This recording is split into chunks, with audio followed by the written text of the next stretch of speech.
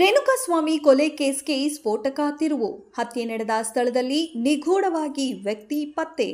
ರೇಣುಕಾಸ್ವಾಮಿ ಕೊಲೆ ಪ್ರಕರಣಕ್ಕೆ ಸಂಬಂಧಪಟ್ಟಂತೆ ಇದೀಗ ಹತ್ಯೆಯಾದ ಬಳಿಕ ಸ್ಥಳದಲ್ಲಿದ್ದ ನಿಗೂಢ ವ್ಯಕ್ತಿ ಇದೀಗ ಪತ್ತೆಯಾಗಿದ್ದಾನೆ. ಪೊಲೀಸರು ನ್ಯಾಯಾಲಯಕ್ಕೆ ತಿಳಿಸಿದ್ದ ಕಾಣದ ವ್ಯಕ್ತಿ ಇದೀಗ ಪತ್ತೆಯಾಗಿದ್ದಾನೆ ಎನ್ನಲಾಗ್ತಿದೆ. ಪತ್ತೆಯಾದ ವ್ಯಕ್ತಿಯನ್ನ ಎಂಎಲ್ಎ ರವಿ ಸುಬ್ರಹ್ಮಣ್ಯ ಕಾರು ಚಾಲಕ ಕಾರ್ತಿಕ್ ಪುರೋಹಿತ್ ಅಂತ ತಿಳಿದು ಬಂದಿದೆ.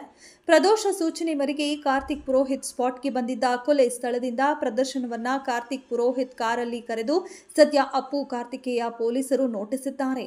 ನೋಟಿಸ್ ನೀಡಿದ ನಂತರ ಕಾರ್ತಿಕ್ ಪರಾರಿಯಾಗಿದ್ದಾನೆ. ಎಂಎಲ್ಎ ಬಳಿ ಕಾರ್ತಿಕ್ ಪುರೋಹಿತ್ ಕೆಲಸ ಮಾಡ್ತಿದ್ದ ಎನ್ನಲಾಗಿದೆ.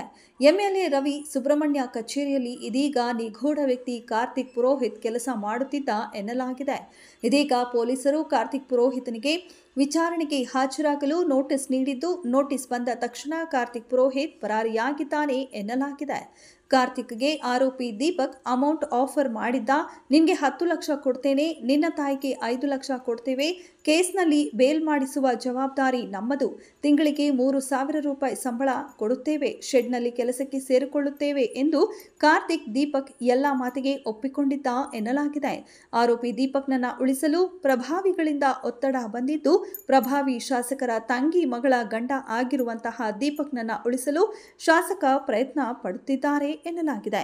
ಮಾಜಿ ಸಚಿವ ಹಾಗೂ ಶಾಸಕನಿಂದ ಎನ್ನೆಲದ ಪ್ರಯತ್ನ ನಡೆಯುತ್ತಿದೆ ಎನ್ನಲಾಗಿದೆ. ಪೊಲೀಸರ ಮೇಲೆ ಪ್ರಭಾವಿದ ಒತ್ತಡ ಹೇರುವ ಪ್ರಯತ್ನ ನಡೆಯುತ್ತಿದೆ. ಕೊಲೆ ಕೇಸ್ನಲ್ಲಿ ದೀಪಕ್ 13ನೇ ಆರೋಪಿಯಾಗಿದ್ದಾನೆ.